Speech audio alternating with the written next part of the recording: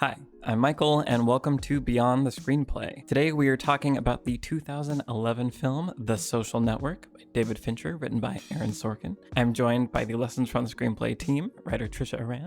Hello, everyone. Writer Brian Bittner. Hello, hello. And editor Alex Calleros. Hey. So The Social Network, when I launched the channel, it immediately became the most requested video. People in the comments were constantly saying, do The Social Network, do The Social Network. And I think it's largely because Sorkin is probably the most famous screenwriter, I would say. Mm-hmm. I think for the same reason that I know him, his writing style draws attention. Like, it's not often that you go to a movie and you pay attention to like, oh, people are talking a lot. Someone wrote the talking that's happening. And I think that's what, happens when people watch Aaron Sorkin things. And Aaron Sorkin was my favorite screenwriter. He's that's what happened with me, basically. I was watching The West Wing with my mom when I was a kid. I was like, oh, the writing is so like clever and smart. And I became obsessed with it. And those were the first like screenwriting. Who wrote this? I hope you've seen previous episodes. Listen to episodes. For those who don't know, that's Brian's impression of young Michael. It's just a boy with his voice constantly cracking. It's gonna be with me. That fruit was just right there.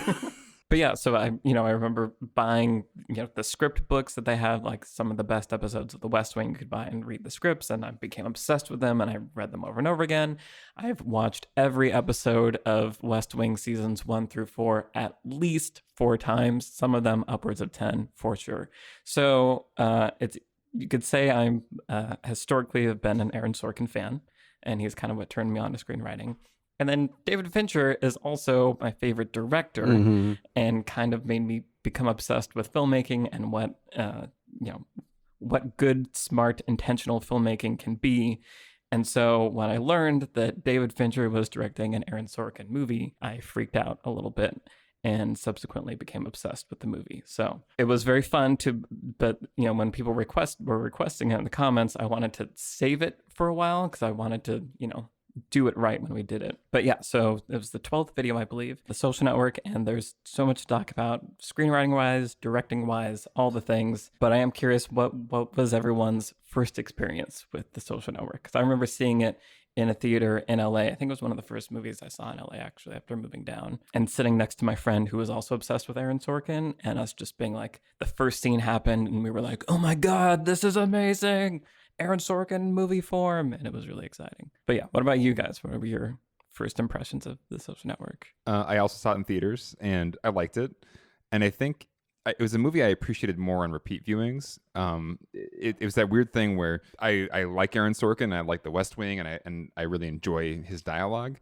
But there are times where in The Social Network, like that opening scene, like I didn't have that experience of like, what an amazing opening scene, because I literally couldn't hear like half the dialogue because like the mix was so loud with like the ambient sound, and it was like going so fast and it was so dense. And so there was times where it was almost like it was like showy in a way that wasn't actually like giving me the thing that is so amazing. I just thought of that because you mentioned your impression of the opening scene. The movie's great, and I loved so many of the themes and the way it was shot and the music. That was the first Trent Reznor, Atticus Ross collaboration. So many awesome kind of new stylistic choices in that movie. And I do remember that on the first viewing, at least, when it kind of ended, it kind of felt like the third act kind of petered out for me. And I think it might just be an effect of these, did we decide it's biopics or biopics? Biopics. With biopics. It's not really our decision. That's just what it is. That's just what it is. Yeah. All right. Well, I've always read it both ways. With biopics, there's always that kind of problem where it's just like reality doesn't always build to the most epic crescendo ever. There's kind of, the movie kind of has that, that real life feeling of just like a thing falling apart and kind of, just kind of having a sad, real ending.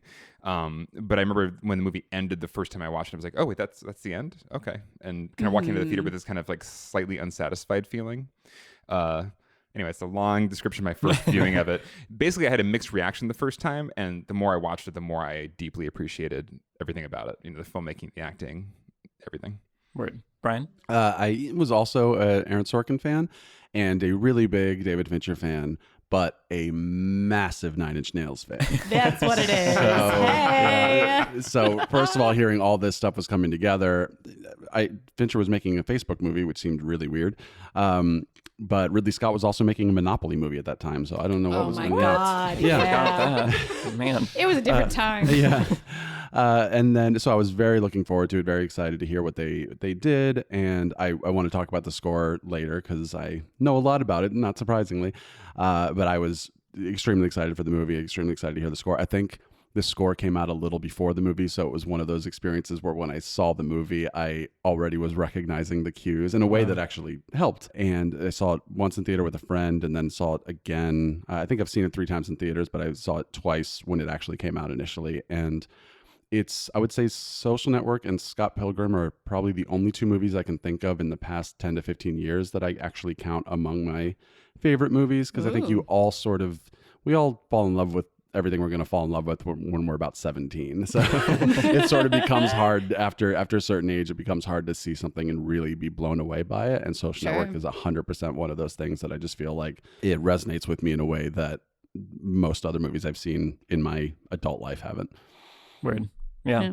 Awesome. Trisha? So A Few Good Men is one of my favorite movies of all time. Mm-hmm.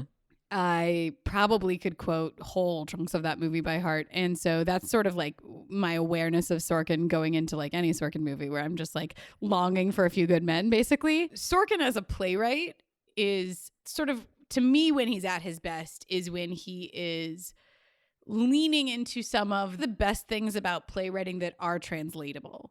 So, and that's like sort of everything that everybody says about Sorkin all the time. It's like, it's the really rapidly overlapping dialogue. It is the tension that is able to exist like in a room of 2 people talking to each other, misunderstandings, which you reference in the video about it.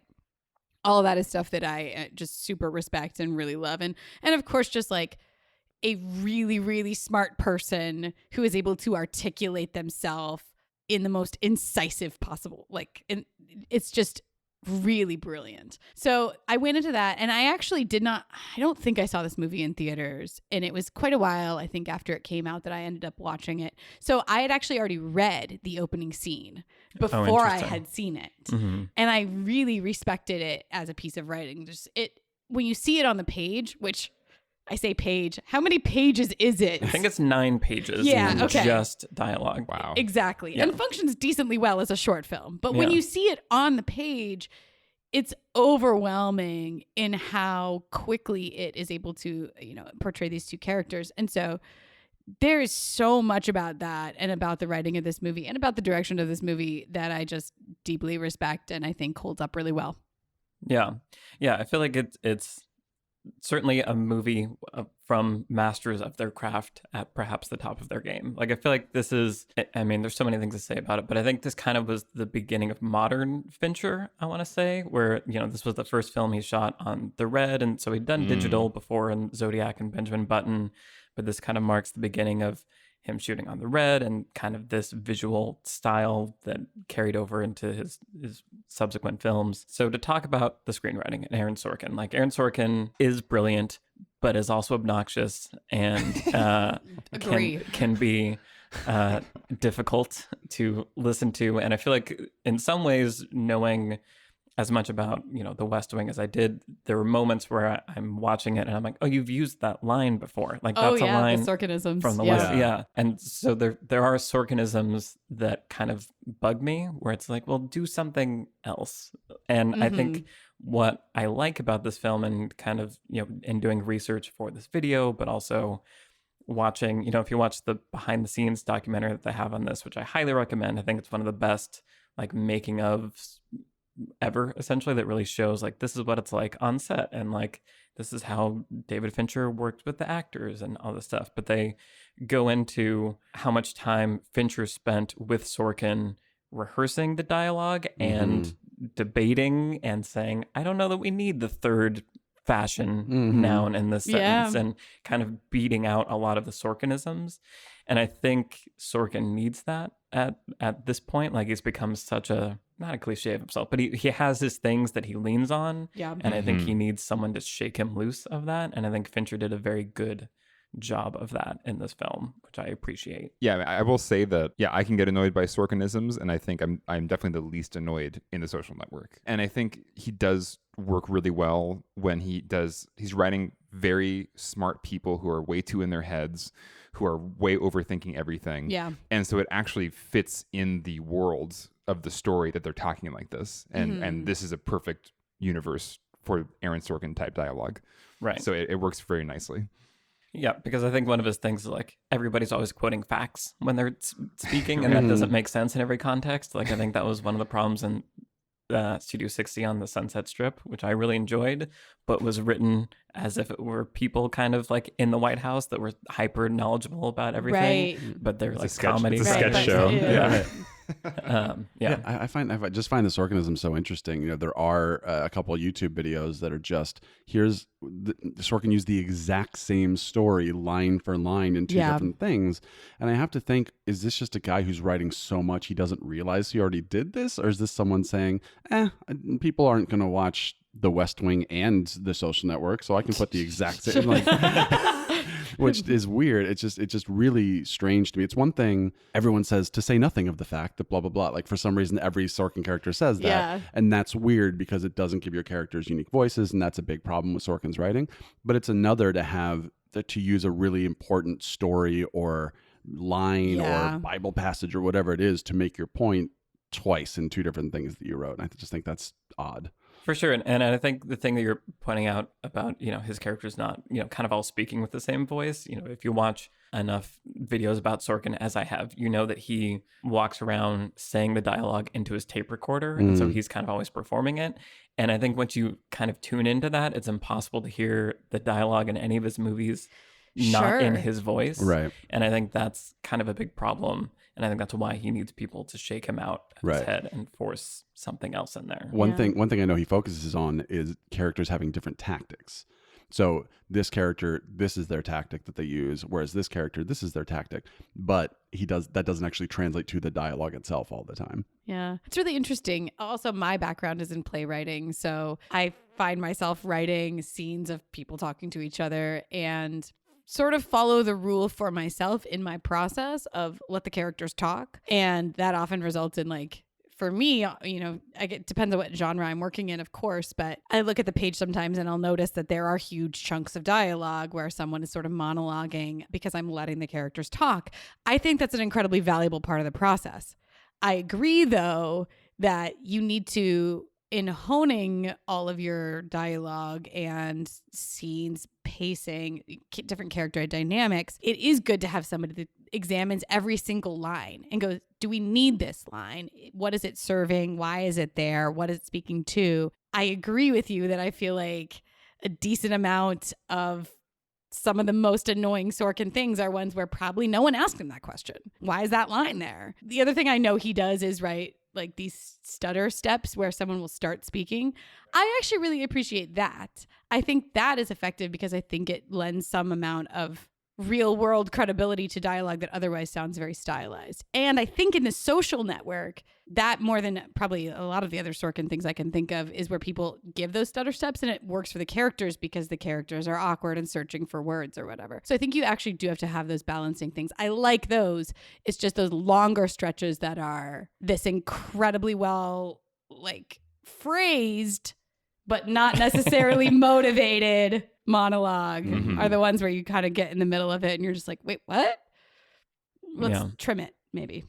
Yeah. But yeah, all this said, there's a reason why we all know about Aaron Sorkin. And sure. And you mentioned this in your video, Michael, just, he was inspired as a kid by kind of the musicality of theater. Yeah.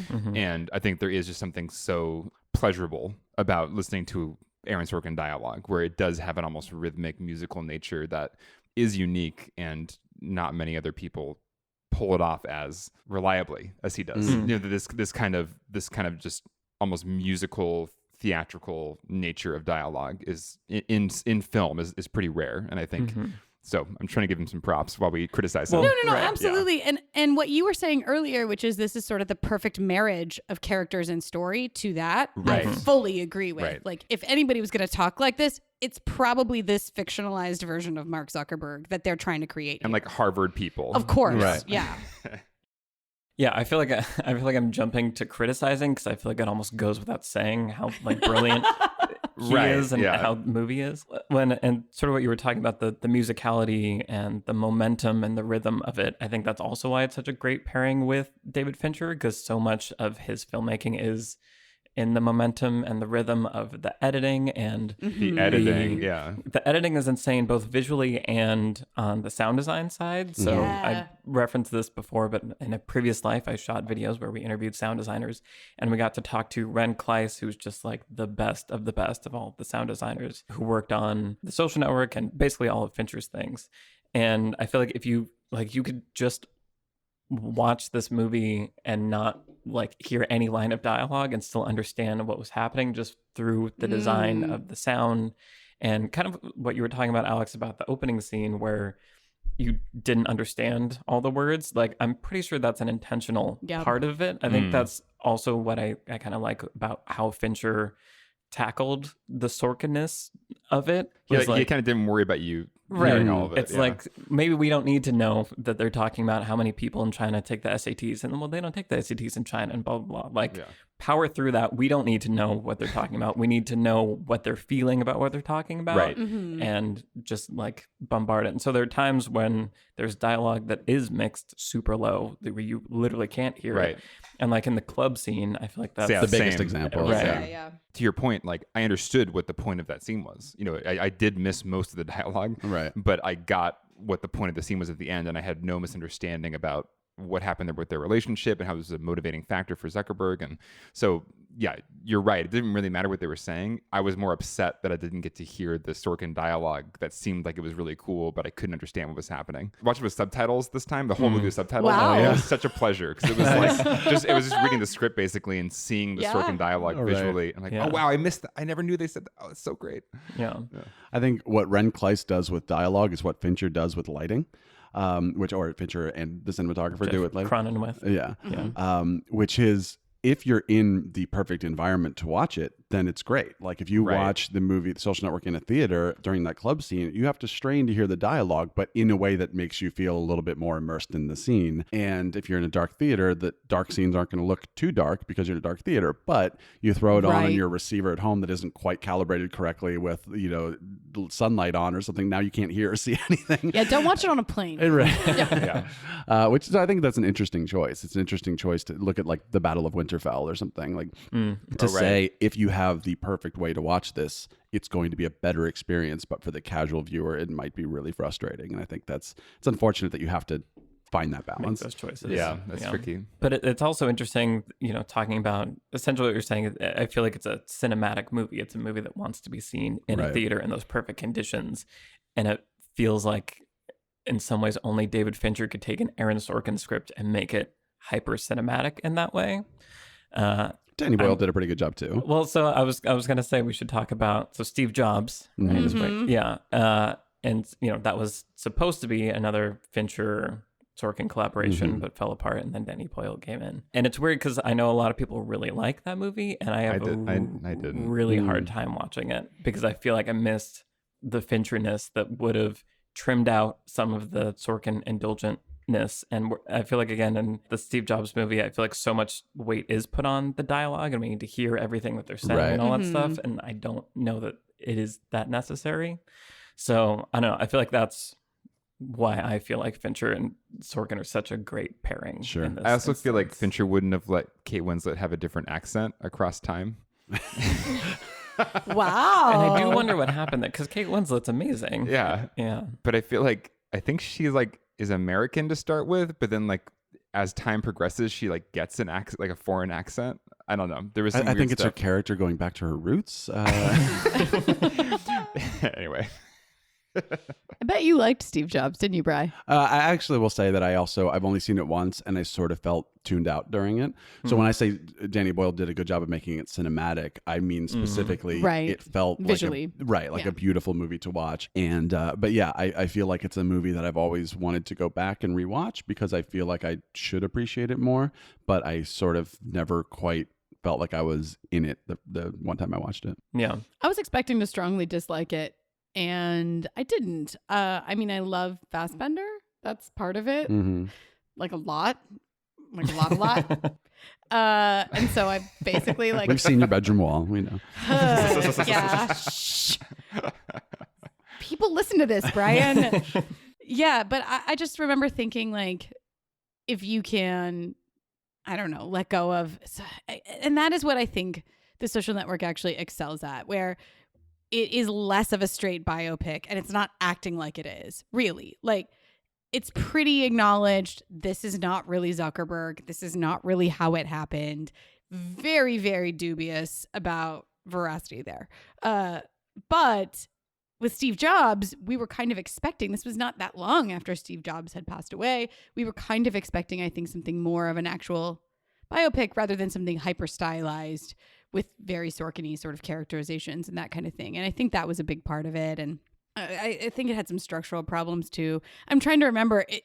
That's the thing. I'm trying to remember. Right. Yeah, same. So that says something about it right there. But I remember liking it. I mean, It's something you touched on, which I think is interesting about The Social Network, about the truth of it all. of course. Is Sorkin wrote the script based on 3 different stories, basically, like the different depositions. So he's said, well, it's true in the sense that there's a 33% chance anything that was said is true because everyone has their own version of the story. So I thought it was interesting for him to say, I'm going to write a version of the story based on what people have said the story is. And I think knowing that, there's not really a great way to get your audience to know that before you go in. But I think knowing that helps you separate Mark Zuckerberg, the character, from Mark Zuckerberg, the person. I've never once watched The Social Network thinking I was watching actually Mark Zuckerberg. Yeah, of you know, course. I think I'm watching this character that has been carefully crafted for this movie. Well, and Rashida Jones even spells it out at the end of the movie. You know, she basically says, I expect 85% of this testimony to be exaggerated and the rest of it to be like totally falsified. Perjury. Yeah, perjury. So it's great because the end of the movie just says everything you just saw probably was exaggerated and or lies. and that's just what we're gonna say about it. Yeah. It's almost like there's like double or triple, maybe, like unreliable narrators happening between, and it does just make for a really interesting structural like juggling of things. Sure. Where it's, and I feel like this is a thing that I think Sorkin does excel at. Like, some of my favorite West Wing episodes are when he's jumping between times and like making thematic connections across great distances and stuff. Yeah, I love the way he structures Social Network. It's Yeah. so smart, and the way it cuts back and forth, and when it cuts back to the testimony, and it's so well done. And you were pointing to out in the video, you spent a lot of time talking about the editing of that and how just very confident it is, where especially when they first reveal that we're in these deposition sequences, it is, I don't know how many cuts just in that first, like, here we have 2 different depositions and then this third storyline that we're going to be sort of following with a variety of characters, and just this effortless but very dense cutting. It's dense. It's a lot. Yeah. But I don't think it's distracting. Right. It flows. You know, that's, I think, one thing I realized watching it again recently was just how, even in my first viewing of it, I never felt overwhelmed by all these different depositions. And he's even like having kind of a deposition in the past, like with Harvard, at the same time as the present day deposition. Like, there's so much going on at once, but I never felt like taken out of the movie or confused by it. There's the way it's constructed, just kind of, you're just along for the ride. I think there's a lot of subtle things that we don't appreciate. There's the lighting and the set design of the 2 different depositions. There's never a question of which one you're in, and that kind of thing, and going back and forth from there to the flashback or the meat of the movie, the main timeline. So I always think that with like hair and makeup, and there's so many different things that you don't appreciate. There's reasons why subconsciously you're not confused between these 2 different things. Right. Well, it's interesting also how the jumping between times allows the characters to kind of react differently. Like, I really like the part where, you know, we know that Mark is being sued by Eduardo, but then we jump to Eduardo testifying for him against the Winklevoss twins, the Winklevi. Right. And it's just such an interesting like mechanic and a way to show like they were friends, and it creates this kind of complexity in the character simply by jumping through time and seeing how they're reacting at different stages and all those things.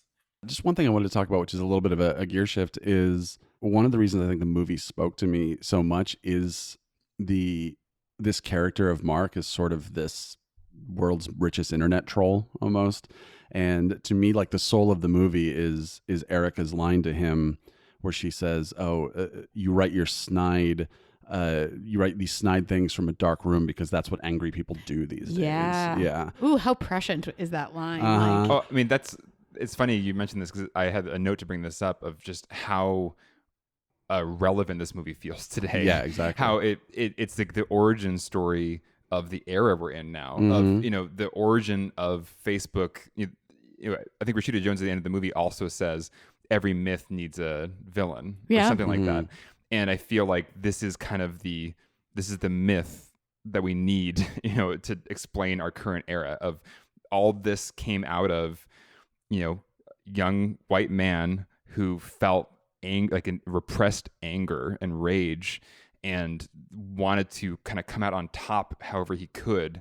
And this is the way that like Silicon Valley like channels that, there's according to Sorkin's. According to Sorkin's, yeah. Right. Who hates the internet? Well, that's what I'm saying. It's like a myth, Yeah. But I feel like it's a very potent myth of like that kind of helps to explain the moment we're in now, where it's just there's all this rage and repression, and it's all bursting out, in this new social media era. And I feel like it's all contained in this movie in a really interesting way that resonated with me more now than it did back then in 2010.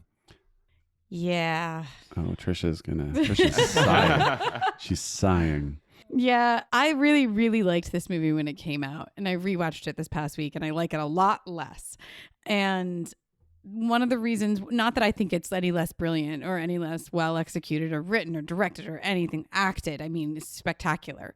I think this movie is designed and is mostly an effective critique on the thing that you're talking about, Alex, where it's like, it is a critique of this like angry person on the internet idea. And this movie posits something basically insane, but which we all just sort of like take to be the premise of the movie, which is like Mark Zuckerberg, quote unquote, got dumped and now wants to get back at his ex-girlfriend. So he's going to invent a multi-billion-dollar company, which is a stretch.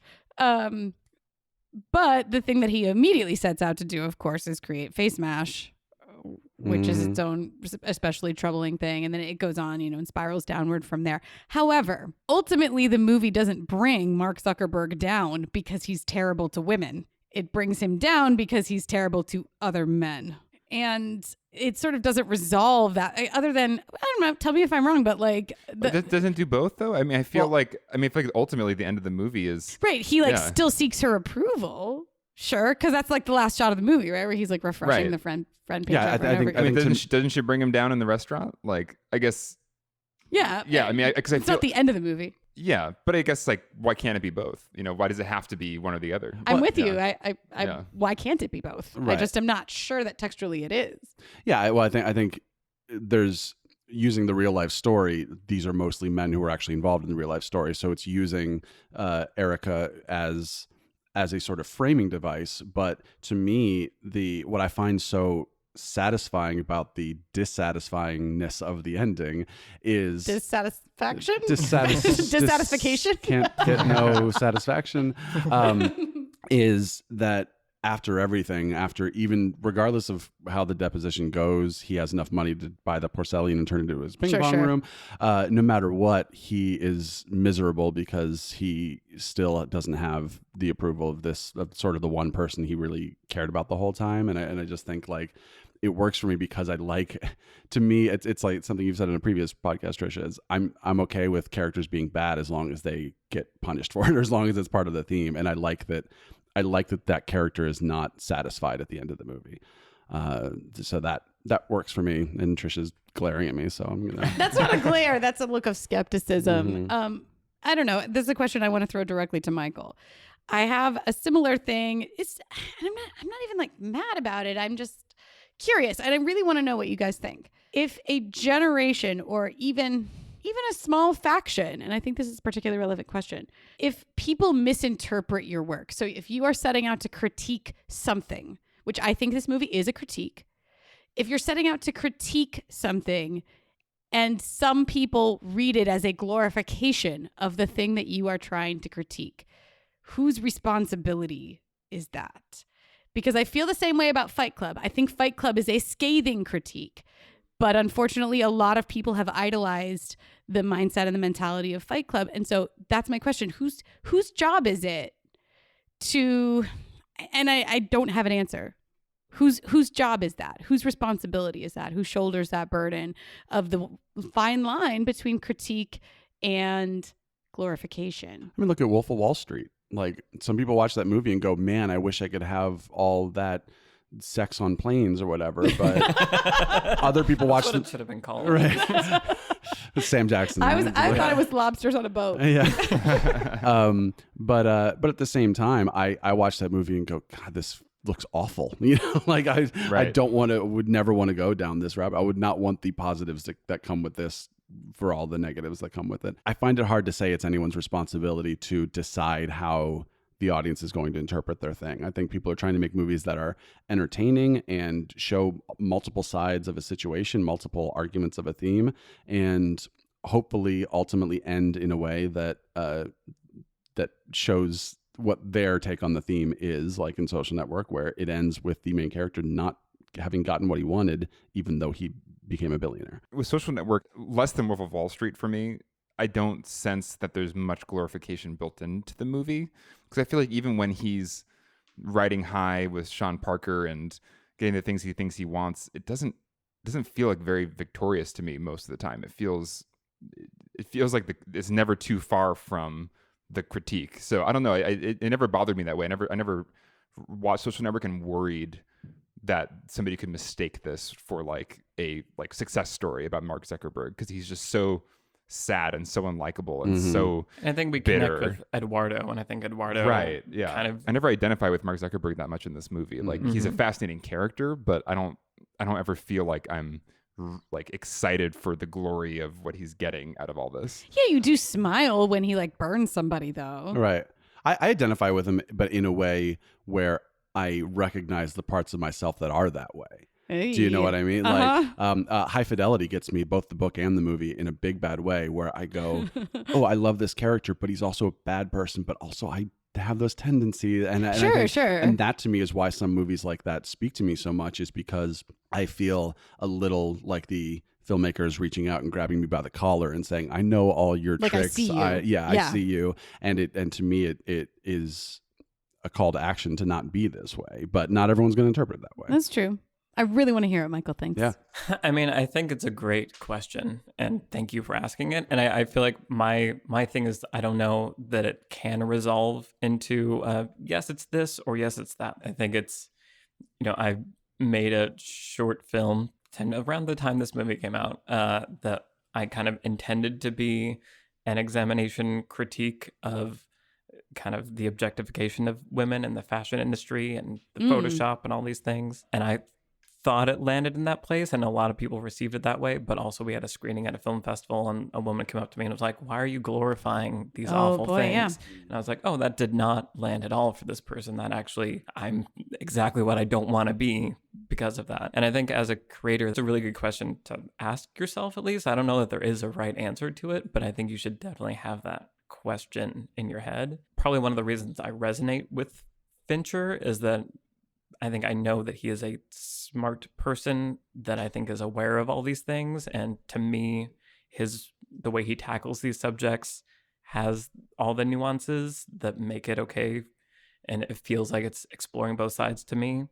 But at the end of the day, I think whatever you bring into a screening or a movie is going to largely influence what you take out of it also. And so, you could go turn the dial to 11 and beat people over the head with it, and just the whole movie is like satire. Being bad is bad.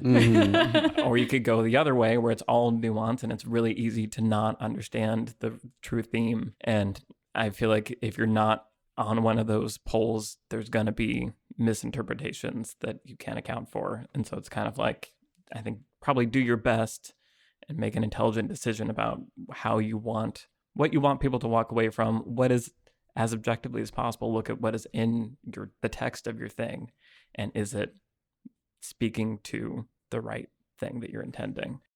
Can I talk about the score? I wish you would. Please. David Fincher has always been a Nine Inch Nails fan. He had a Nine Inch Nails track open 7, and Trent Reznor was going to write the Fight Club musical. There was going to be a Fight Club musical Oh boy. in the mid 2000s that Fincher was going to be in charge of, and Reznor was going to write the music. And Fincher started cutting The Social Network, and Nine Inch Nails had released a 4-volume instrumental album, and Fincher started cutting some of the scenes to the music from this album. And he eventually just called up Trent Reznor and said, "Hey, do you want to score my movie?" And Trent was coming off a tour, and he just felt like he didn't have time. And he said, "I don't know if I can right now, but wow, I'm honored." And then Trent was thinking about it, and he eventually, a couple weeks later, called him up and said, I would love to, I'd love to work with you sometime. I'm sorry I said no on this time, but maybe. And Fincher said, I'm still waiting for you to say yes. So Atticus Ross, who is now an official member of Nine Inch Nails, at the time was just sort of Trent's partner, has done scoring work and has scored a lot of movies on his own as well. And he called him up and said, "Hey, I need you to help me out on this." And the two of them got together and they started working on the score, and one Oscar later, they knocked it out of the park, and now they just announced they're scoring one of the next Pixar movies, and Cool. Exactly. Change of pace. Yeah. So now they're sort of big names in the composing community, and it just makes me really happy. Created the temp music like go-to for forever. We just put Social Yeah. Network behind anything. Well, just for and in it is documentary, amazing. Yeah. I've edited a lot of documentaries, and it's like the go-to Yeah. temp music. Yeah. Social Network. Did I ever tell you that I interviewed Trent Reznor and Atticus Ross? Somehow, no. Brian's face. Just casually dropping that bombshell. For Soundworks Collection, the website that I used to shoot videos for, we did it for Dragon Tattoo? yeah, my favorite movie. We like got to go to Trent's house and like shoot an interview in his like studio, and it was really cool. Now you're just hearing making about Brian feel I bad. know. I can send you the Brian's footage. actually crying. Michael, stop. I went to his house. We hung out. We are best friends, actually. It's I'm just okay. going to text him real quick. It's okay, because when I was 15, my mom gave me an envelope that I opened, and when I opened it, there were some random Nine Inch Nails stickers and all this kind of stuff, and then there was a 8.5 by 11 black and white glossy of Trent Reznor that said "Happy B-Day, Brian." Trent Reznor. Oh, And then you were crying. crying. And, yeah, it's my like prized possession. Aw. Awesome. I love it. Yeah, I mean the music I feel like has kind of changed everything. Also, Definitely. Absolutely. Yeah. Absolutely. no score has been the same since this movie came out. I just remember being so exhilarated in the theater. Well, right from the beginning of the score, over the opening credits, it was already interesting. Mhm. But then the sequence where it's Mark is hate blogging, cutting Yeah. between that and Dun, dun, dun, dun, dun. the final club party. Mhm. It just, I was like, this is different. And the music was mixed so loud and just so forward. And Yeah. I was exhilarated by that. And I was It's so such a happy. cliche to say like the city is a character in the movie or the score is a character in the movie, but this really is a movie where it's a bunch of people sitting in rooms talking, and the score and anything else in the movie sort of has to complement that, because otherwise you're just watching people talking, and it's maybe not enough to satisfy you or make you feel engaged. And I feel like it's another example of Fincher making Sorkinisms cool, because in the script Sorkin has like different songs that he like wants to be playing, and there are like rock songs from like the 70s. And it's Elvis just like, Costello. okay, sit down, Sorkin. For this, we're gonna let Fincher call up Trent Reznor and Atticus Ross and change everything instead. That's actually a really good point of like Fincher made Sorkin cool, because Sorkin, while I love him, like does feel a little fuddy-duddy sometimes and just feels very 90s and West Wingy, and it doesn't feel like he's really changed with the times. He's still just Aaron Sorkin of old, and having the Fincher hyper modern kind of aggressively cool feeling on top of his dialogue was a really fun mix. Yeah. And I feel like even like things like casting Justin Timberlake in Yeah. a movie, Yes. Right. like I feel like that's such a weirdly brilliant choice. Yeah. That's, and it also ties into, just really quickly, because at some point when I released the video, someone asked like for me to do like a structural breakdown, but I never really watched the movie thinking about the classic structure. But this time I did, and at exactly 30 minutes, Act 2 begins, where he starts working on the Facebook. At exactly the midpoint, we meet Justin Timberlake, and then at exactly 90 minutes, Eduardo closes the account and things start falling apart. So it's also a very nicely, neatly structured movie. Yeah. I both admire and hate when it's to the page. Yeah.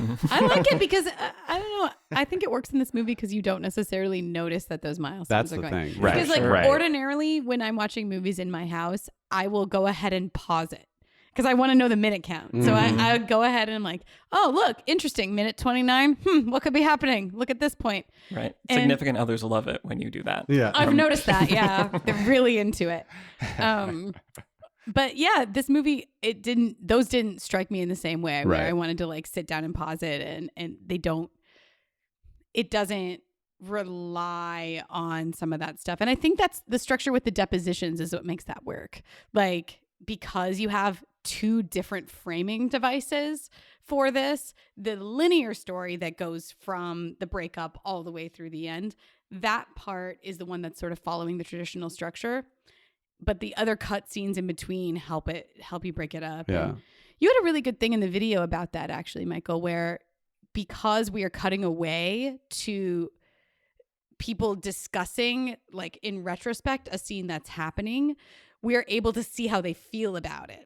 So it cuts away to like the meeting with Sean where they're going like, I thought he was arrogant. It's like, oh, no, he was. And then in the scene, you can see how Eduardo is actually acting in the moment, but then you're hearing Eduardo's thoughts on it from afterward. It helps to really move that scene along. And it also gives you that perspective of like, we can tell how Eduardo's feeling because he's telling us 3 years from now, right? Right. That kind of thing is really clever and it works super well. It's almost like a way of getting narration in there Yeah. without narration. Without it being voiceover. Yeah, Yeah. exactly. Yeah.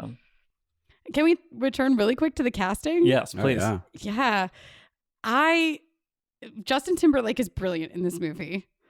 And I was reading somewhere that someone was saying, he doesn't look anything like Sean Parker, which I assume is true. I can't remember the last time I looked at a picture of Sean Parker, but I assume he doesn't look like Justin Timberlake is all I mean. But his aura, like just this confidence and the swagger that Justin Timberlake gives off is really brilliant. They always say in like screenwriting, like, oh, you always introduce your main characters in the first several pages or whatever. Yeah. But I feel like some of the best movies, they have that one other character Yeah. who doesn't show up until like the second act or Kind of something. like Ocean's 11, where Yeah. Julia You Roberts don't is. Yeah, say. exactly. Oh my Yeah. God. That's so funny you brought that up. Yeah. Sorry. No, and then Max Minghella, I actually really like too. Mm-hmm. I'm more familiar with him from The Handmaid's Tale recently, but he's great in this. Yeah. Mm-hmm. He provides that sort of like third voice where the Winklevosses become sort of Winklevi. Become like an echo chamber unto themselves, and he is able to sort of like inject into that and speak Right. into that. But also, in a it's really so much clever fun way. to watch Armie Hammer act Yeah. himself. Hard agree. So much fun. Yeah, of course. And I like that Josh Pence got to play the guy who's like trying to use the bathroom at the one point. Yeah, it's like yeah, they yeah, snuck him in yeah. there a little. Yeah. Real quick, like casting aside, I do think it's so funny how when Fincher makes a movie that doesn't have a lot of room for CG, he still finds a way. Like Zodiac, he's like, I erased the entire San Francisco skyline and replaced it with 70. And Social Network, where there's no reason for there to be any CG. Let's have the twins be the same person with some face replacement. Let's have it be so cold outside you can see the CG. the breath does not age well. doesn't. I know. Yeah, I was No. really aware of that. Yeah. Yeah. Yeah. I also love Joseph Mazzello, who is just somebody I want to call out in this Right. movie. The Tim. Jurassic Park. Timmy. Yeah. Timmy. So I always love the part where Mark's doing the blogging at the beginning, and they like toss the like dart, and he catches Into it, his and just the cup, look yeah. he gives him is so much fun. Because I think that was actually sort of just happened accidentally almost. So that was just kind of his natural reaction. It was just Joseph Mazzello is the best at pulling faces because that's just what they have him do in Bohemian Rhapsody, basically. Oh, interesting. I didn't know he's in that. He plays John Deacon in Yeah. Bohemian Rhapsody, and the character is very quiet, but also like they just don't, they don't need him to say a lot, but they cut to him a lot, and he's always just over there like they cut to everything a lot. like his eyebrows quirked, his face like, huh, Yeah. all of you people are insane, Right. right? Or yeah, He makes some good faces. He's in Social also Network. great in this. Yeah. I also went to a screening of The Social Network with Andrew Garfield. Cue Tricia saying, "Of course you did." Or not. What? You went to a I went to a I screening. mean, that goes of without it. saying at Yeah. this point. at the And he was actually, he read for Mark, and he was actually originally supposed to play Mark. Wow. But Fincher said, "You're so good at wearing your heart on your sleeve. Yeah, I don't he want you is. to play this emotionally reserved character." He said the worst thing about not getting to play Mark wasn't that he wasn't going to be the main character of the movie, but was that he wasn't going to get to ride the zip line. Oh, Which in the script, Mark was actually, right. yeah. And then Jesse Eisenberg actually said, "I don't think Mark would be having this kind of fun." So No, they cut it yeah. so he doesn't do it. So, Mark Zuckerberg didn't get to ride the zip line anyway. no one, but- no one got to ride the zip line. well, someone did. Actually, I think it was probably Joseph. I think it was. It was one of the two of them. Well, that's why, again, talking about the documentary, the making of, they talk about all this so much, and you really get to see Fincher working with actors, and Yeah. his approach is really interesting because in some ways he gives the actors a lot of room, and, he's asking, what's his name? You just said it. Joseph Manzello? The other one. Andrew Garfield? No, the friend fourth of the one? the Winklevi. Oh, Max Minghella right. is Yes, a... yes, yes. Divya. Yeah. Yes, yes. Divya Renchak. Yeah, other- that's other one. That's the actor. He has a character name as well. Yeah. But like there are times where, you see him, Fincher asking Max, like, do you think this would be happening? Would you have a newspaper here? And like giving them, lots of agency and letting the actors make choices. But also at other times you see him almost giving line readings, and which is kind of generally a no-no. And so it's just interesting watching the way he works because Fincher is so detail oriented, seeing the places where he really cares about these details happening, but also the places where he lets the collaboration like thrive. How many takes for the first scene, Michael? 99. Mm-hmm. Ooh. Now, Poor now, editors. to be clear, that's across all the setups. It's not like they did like one setup 99 times. So they did 99 takes in a night, which I don't know is even that crazy. Yeah, there's probably a lot of setups in that. And he yeah. shoots two cameras, and so you're getting both sides. I don't know. It's a lot. It's a lot. That's mean, why he he's- likes to shoot on digital. Yeah, he's crazy. Yeah. Yeah, it's great. But it shows. He's exacting. Yeah. I meant crazy in a positive way. Cool. So why don't we go around and talk about what lessons we're going to extract from the Social Network? Brian, do you want to go first? Yeah, we touched on the nonlinear storytelling a little bit, and I wrote an adaptation of Albert Camus' The Stranger, the novella, and I set it in present day LA and surrounding areas. And the interesting thing about that book is the first half of that book is entertaining and a lot happens, and then a thing happens at the midpoint, and then the second half of the book is all prison and courtroom scenes and dry and talking and that kind of thing. So I started thinking, well, how do I structure this as a movie? Do I make the midpoint be the end of the second act? So at least we're only one act. And I kind of quite wasn't sure what to do. And then I saw The Social Network, where you have all these depositions that happen later, and they're cutting in as these scenes are actually happening as they're talking about this stuff. And I thought, oh, that's really interesting. What a cool choice.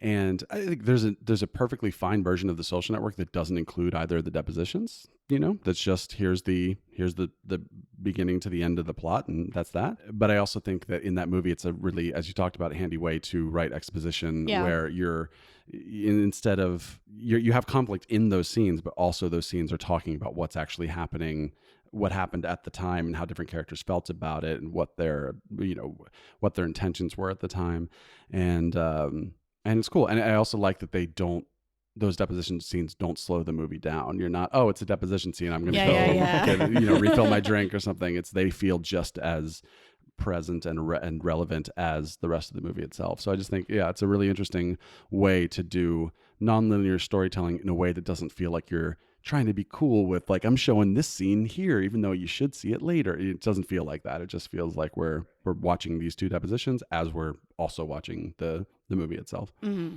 Yeah. Totally. Cool. Alex. So when I watch this movie, and I know we've been talking about different interpretations of this movie, but watching it again for me, I was even harder on the side of just like, this is a movie about like a deeply wounded person, actually. Mark Zuckerberg, the mythical version of Mark Zuckerberg in this movie, is a very sad character to me. Very wounded character who has an ego that desperately wants to feel bigger and feels like he's not succeeding in the places that make him worthy, so he can't keep his girlfriend, he can't get into a final club, and everything in the movie, when he reacts to Eduardo's success, getting recruited into a final club, there's so much like woundedness in his reactions to it. He just immediately has to make a snide remark or some kind of a comment that kind of puts down Eduardo's success just to make himself feel okay. Yeah. And it showed me like, oh, it's, that's something really good to design in like an anti-hero character. Just, make them deeply wounded and have that really be the driver of all their behavior. If they're acting badly, it's because they're desperately trying to make themselves feel okay because they just inherently do not feel okay. And that really came through for me in this viewing. And those scenes where he makes those cutting remarks at Eduardo are awful. Like, Yeah. oh, it's probably just a diversity hire. You're just Yeah. So like, wow. Yeah. Like, oh, that's great. Don't feel worse if you don't make it further. Yeah. Right. And the way it's delivered by Poor Jesse Andrew Eisenberg. Garfield. Yeah. It's just so brutal. Yeah. But what I love about the way, Jesse Eisenberg plays that character is that it just, you can tell there's just so much pain inside. Yeah. Yeah. Trisha? Yeah. So my lesson has to do with what we were talking about earlier about misunderstandings. And one thing I really appreciate about Sorkin dialogue in general, but especially in this movie, is the amount of like back and forth where someone has moved on this. And this is like a large part of the video that you did about it a couple of years ago, Michael. And just this, people so frequently don't understand each other, and using that to create the sense of like leaning forward. If the character himself or herself has to lean forward in order to understand, then the audience is doing that same thing. Where when that first scene we're with Rooney Mara, we're with Erica, right? Where she's like, you're talking about two different things. I don't know which one you're talking about. It's so critical for that line to be in there, because that is exactly like the audience needs some kind of a guidepost, something to hang on to. It's okay that I feel this way right now. I feel lost, but it does create that sense of, think about how annoying that scene would be if they perfectly understood each other. Yeah. Right. It would just be this really annoying, heightened reality nonsense that is totally unrelatable. But the misunderstandings are what sort of bring it down into this like sphere where we can grasp at it, and creates intrigue for us for what is essentially an expository scene. And Sorkin does a really effective job at that throughout. And that's like sort of, one of his classic techniques. And it's in great effect in The Social Network. Yeah. I feel like my lesson ties directly into that. Yeah. A couple of years ago, me and two of my actor friends, they wanted to practice doing scenes. So they were like, let's do the opening scene from The Social Network. And I was like, all right, cool. I think I know these friends. I think you do too. Hi, Mikey, Marissa. Hi, guys. But so for like, once a week for a couple of weeks, we would meet up and I was basically directing them doing the scene. And it was a really cool exercise to dive into this extremely dense Sorkin scene. And it's such a fun challenge to try to pick apart line by line. What is the subtext? What is Mark responding to? He's talking about this thing 4 lines earlier, and she's also confused, and she's trying to talk about what she was talking about 2 lines earlier and all this stuff, which is kind of what's in the video. But it was a really interesting exercise to just kind of take Sorkin apart and see what he's doing. Like, it's not just people talking quickly. There's so much more happening Yes, there. absolutely. And so diving in, taking it apart piece by piece so you could put it back together and then explain it to somebody else was a really, really good exercise. So, and let me tell you, I really appreciated your video on this, because I was like, oh, that's what was happening in the first scene. Disclaimer, none of us worked on the channel at that point. Right. We were just fans. So we're not plugging ourselves. Right. We're just plugging Michael. We're not going, what a great video we did. Yeah. Michael did it. It was like color coded by like what topic they were on, and the subtitles were. Is that while you were working on the scene with our friends? it was after, I think. Oh, It was okay. shortly after. But it was yeah. like, I have a mastery of when I still watch it, I'm like, I know every line of the scene, and that's kind of insane. Yeah. And I feel like that's maybe something we tend to only do, or we think of as like, we as screenwriters think of as being the director's problem. But I really feel like maybe it should be something we think about more as being our own problem. Like, if I were going to direct my own actors through this scene, how would I like break it down and help them understand what's tracking with what and like what the internal like thread is? And actually being able to articulate that too is a really important thing. As someone who's a very instinctive writer, I think that exercise of tear the scene apart, these two people are talking to each other, what are they talking about really, is really helpful. And because Sorkin gives no help, like it's just dialogue on the page. Yeah. There's no action lines or anything. So Mm-hmm. it's a good challenge for sure. Yeah. Yeah. Cool. All right. Well, why don't we go around and talk about what we've been watching recently? Why don't you start, Michael? Oh, I wasn't ready for that. Game change. So I've recently been watching the new season of Glow, and it's been interesting. I feel like kind of tying back to I talked about Big Little Lies as a show I've recently watched, and what it's the multiple seasons later thing, where how do you continue a thing now that you're outside of the thing that made the show great in the first point? Mm-hmm. Like, because the first season of Glow, you know, there are these struggling actresses that get this chance to be like wrestlers, and it's kind of them taking the power back, and season 2 kind of, you know, enhances that. But season 2 kind of ends that arc in a really like nice, satisfying way. And so season 3, I'm still in the first half, but it's kind of weird seeing them try to generate new conflicts outside of the kind of structure that they built for the first 2 seasons. So I feel like I'm learning a lot from these TV seasons that are like interesting and not quite amazing, but still good enough that I want to keep watching them. There's just a lot of lessons to extract. And I love the cast, and it's still just a lot of fun. So I do recommend watching Glow. Nice. Yeah. Alex? So I've been watching Euphoria on HBO. All right. Man, it's an intense show. It's intense is probably the main word I would use for it. But the filmmaking is really remarkable. Definitely really, I mean, basically, if you don't know what it's about, it's just like the most intense show about Gen Z you could possibly make. It's almost like a Requiem for a Dream Gen Z. So, I mean, God. But like a lot more fun than Requiem for a Dream. I'll put it that way. But the cinematography is absolutely incredible. Amazing, like kinetic energy. In every one of the episodes, the music is awesome, and it's all, you know, the writer is Sam Levinson, and I just think he's a really unique, incredible visionary, you know, as far as what he did with this. I think it's 8 episode, just basically film, and all the actors are amazing. I mean, there's a lot of this really young cast, and they're like across the board amazing actors. How do you say her name? Is it Zendaya? Zendaya. Although we have a friend that worked with her that said it's Zendaya. Zendaya. Oh, all right. Okay. Let's go with that. I'm not young anymore, so I don't know all like the hip young people, but she's amazing. So yeah, I would just, if you're okay with some kind of shock value content, you know, it's HBO being like, look how far we can push everything. If you're okay with really intense content, it is worth watching for the filmmaking, I believe. Nice. I am waiting for the day when at the Oscars, Tommy Lee Jones comes out in a tux and has to say, and the award for supporting actor, the nominees are Zendaya, Awkwafina, Lady Gaga, Honey Boo Boo, and Princess Consuela Banana Hammock.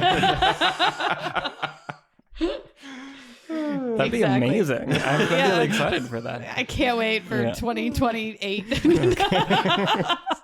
Brian, what have you been watching? We gave Trisha Mindhunter, so I will say that I did watch Mindhunter in a day, and I will. Okay. Yeah, I'll let Trisha talk about it, but you watched it in a day? Oh yeah. Maybe you should get to talk about it. I don't want to talk about it. It took me 3 days. Okay. Okay. Well, I mentioned this on the channel that I don't want to talk about Mindhunter because I feel like just talking about the experience of watching it is a spoiler. Okay. Like the emotional experience I had watching the second season, I don't even want to say what that was. So it's like, I can't really talk about Mindhunter. So I'm not going to talk about Mindhunter. That's the thing. What I will talk about is much more fun. I've been watching the 3rd season of Daredevil. Wow. Which, yeah, I really enjoyed what Marvel did with the Netflix universe that they created. I think the tone of that universe is more up my alley than the MCU, even though I really enjoyed the MCU. I like the sort of darker, more adult, a little more R-rated kind of tone. And the second season of Daredevil I thought was fine. It kind of didn't care. And this season seemed to have been bringing it back a little in a way that I like. And I'm kind of sad that it's over. I wish they had done something more they were trying to build to the Defender show, and then that wasn't very good. And, you know, so I wish they had done more with it. But yeah, I am catching up on that. I'm going to catch up on Jessica Jones, and I just think it's an interesting experiment, and I'm glad it exists. So yeah. Great. All right. Trisha, take us home. It's Mindhunter. Ah. I mean, wow. I really love that show. The second season is amazing. I felt I was compelled by the first season, but not hooked in the same way that the second season really, really got me. I'm excited now. I think a big part of the second season, I don't want to give it too much away, but I'm not even going to remember the character name. It's the one that's not Holden. What's his name? Bill Tench. Tench, that's right. Holt McCallany is the actor. Bill Tench. That's his partner? Yeah. Okay. That's his partner, yeah. And Tench has this, most of the second season, I would say, is about Tench. Like, he's more the protagonist. There's things with Wendy, there's things with Holden, but it's really about Tench, and it's so good. Like, it raises all of these moral questions about, I feel like the first season, you know, is largely about Holden and the way that Holden sort of relates to these serial killers and these like anomalies essentially in human nature, and Holden's sort of relationship to them as being somewhat anomalous himself. But the second season really focuses on Tench, who is a normal guy. He is not anomalous in the way that Holden is. He is just out there trying to do his best in a situation that, and like, it's all enwrapped in his family life, and it's all enwrapped in this new case. It's not too much of a spoiler to say a large chunk of the second season is about the Atlanta child murders, which is something I know a lot about and is a fascinating case of a serial killer. And so basically Tench's personal life as it relates to sort of like this ongoing chase of the Atlanta child killer is really compelling. And Holt McCallany in it is amazing. His performance is just awesome. So I really appreciate the almost risk, I want to say, to veer, like almost shift a main character in the show. I think it's such a bold choice, and I think it works so well because honestly, Tench is maybe more relatable than Holden. Sure, and so of like course. putting us Yeah. in the seat, putting us in the chair with Tench is a really smart, interesting choice, and it works super well in season 2. And it's moody as hell. It's so good. Yeah. Oh, It's man, I can't really wait to good. watch it. Yeah. Although I hope that means season 3, Wendy gets to be. No, that's exactly what I'm she's hoping. a little like. She fades into the background in season Yeah. 2, but I'm hoping if season 1 is Holden, then season 2 is Tench. Then I'm Yeah. hoping season 3 is Yeah. Wendy, because her plot line in this season is interesting. There just isn't that much of it. Right. Yeah. So I'm hoping they really like give her a lot more to do in season 3. But it's also just like gorgeously shot. It's so dark, So like Fincher. lighting, Yeah. like so dark, and you can't see half of anybody's face. Like no one ever turns on a light ever, you know? Like it's really great, really great. I will say as a sort of warning to people in this room and people listening, if you don't know, like I made the choice not to Google anything about the case that they're investigating because I wanted I wanted the show to tell me about it, and I will say don't look anything up. Yeah, you should. Yeah. Yeah. Okay. If you don't already know a lot about it, because I had listened to the marvelous podcast about it, which is called Atlanta Monster. If you haven't listened to that podcast and don't know much, watch the show first. Yeah. Sure. Yeah. It's like the opposite of Once Upon a Time in Hollywood. Exactly Yeah. that. Oh boy. Awesome. I'm excited. Maybe I'll do that tonight. You really should. Yeah, I should. Cool. Well, this has been our conversation about The Social Network. Thank you all for listening, and we will see you in the next episode. Adios. Bye. Bye, everybody.